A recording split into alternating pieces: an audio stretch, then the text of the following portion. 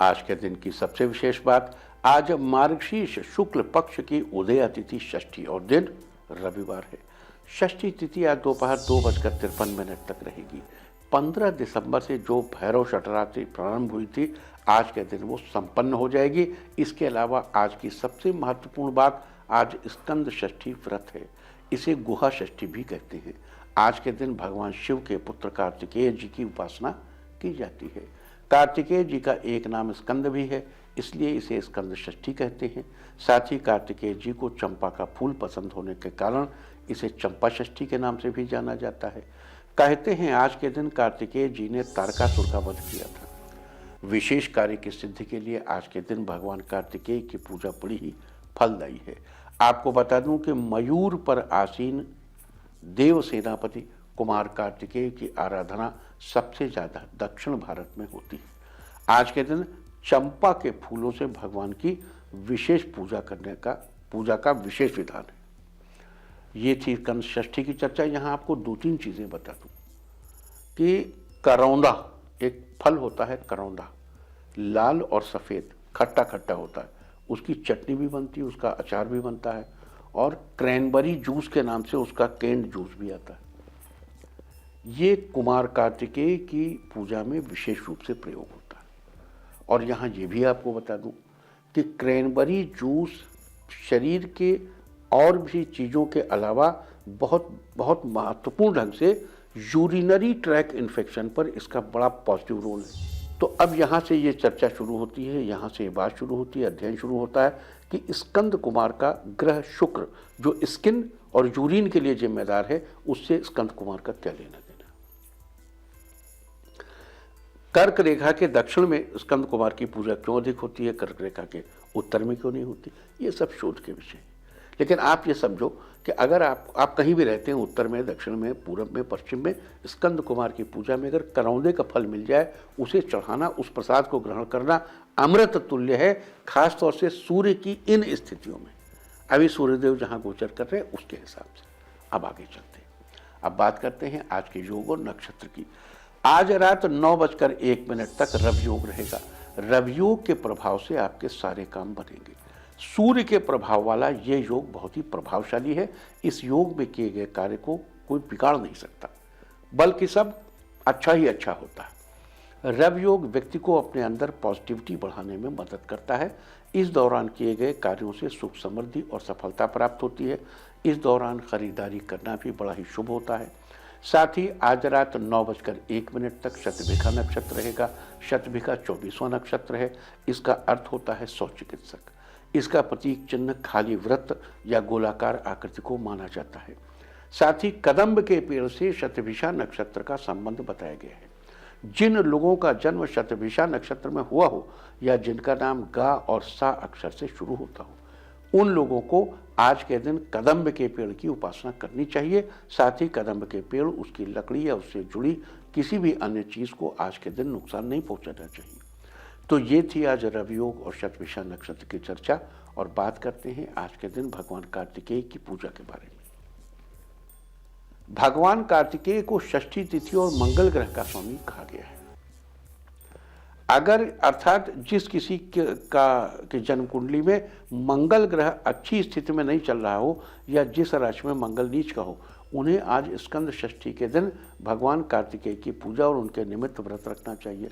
अब देखो, अभी चर्चा हुई, मंगल और शुक्र साथ हो तो मंगल शुक्र कुयोग होता है।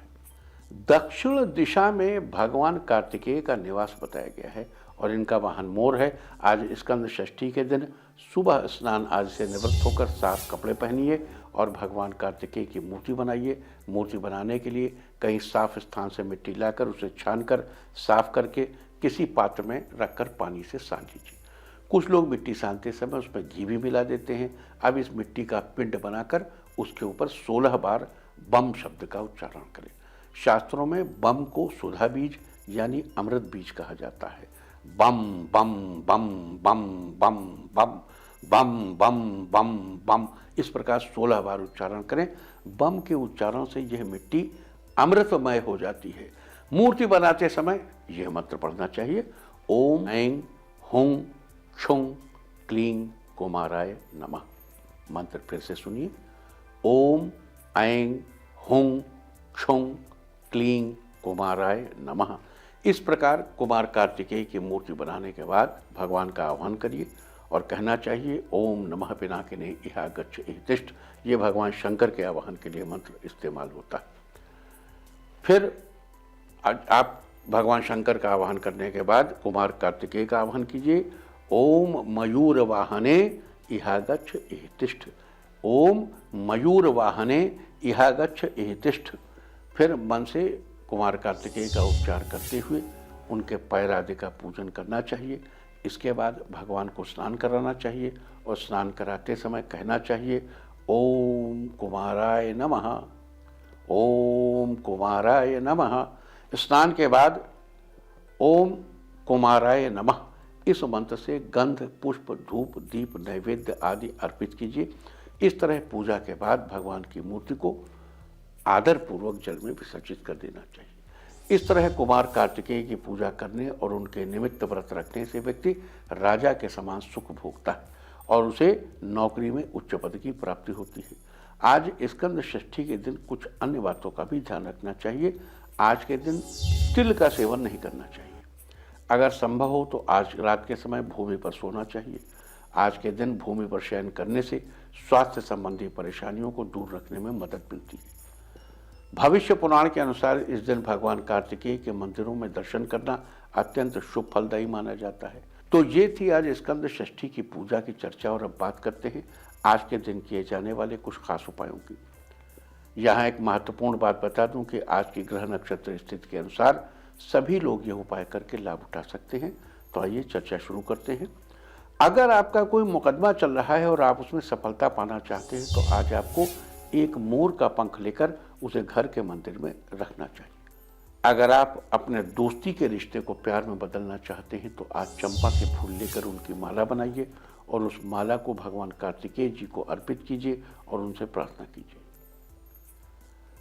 अगर आप अपने बिजनेस में तरक्की पाना चाहते हैं तो आज एक नीले रंग का मोटा धागा लेकर भगवान कार्तिकेय को अर्पित करें और उनकी विधिवत पूजा करें। पूजा के बाद उस धागे को उठाकर अपने पास रख लें। अगर आप अपनी ज़िंदगी में सही फैसले नहीं ले पाते हैं और आपको हमेशा अपने फैसलों के लिए दूसरों पर निर्भर रहना पड़ता है तो आज सुबह स्नान करके भगवान कार्तिकेय को प्रणाम करें और उन्हें दही चीनी का भोग लगाएं। अगर आप अपने यश और सम्मान में बढ़ोतरी करना चाहते हैं तो आज 2 मोर पंख लेकर कार्तिकेय जी के सामने रखें और उन्हें अगले दिन वहां से उठाकर अपने कमरे में बेड के सामने वाली दीवार पर लगा दें, जिससे रोज सुबह उठते समय आपको उनके दर्शन हो जाए। अगर आपको किसी की बुरी नज़र लग गई है जिसके कारण आपकी तबीयत खराब रहती है तो आज शाम भगवान कार्तिकेय की तस्वीर के आगे अखंड ज्योति जलाइए, यानी वो ज्योत रात भर जलती रहनी चाहिए। अगर आप अपने दाम्पत्य संबंधों को मजबूत बनाना चाहते हैं तो आज भगवान कार्तिकेय को दूध अर्पित करें। अगर आप अपने आत्मबल को बढ़ाना चाहते हैं तो भगवान कार्तिकेय के इस मंत्र का जप करें।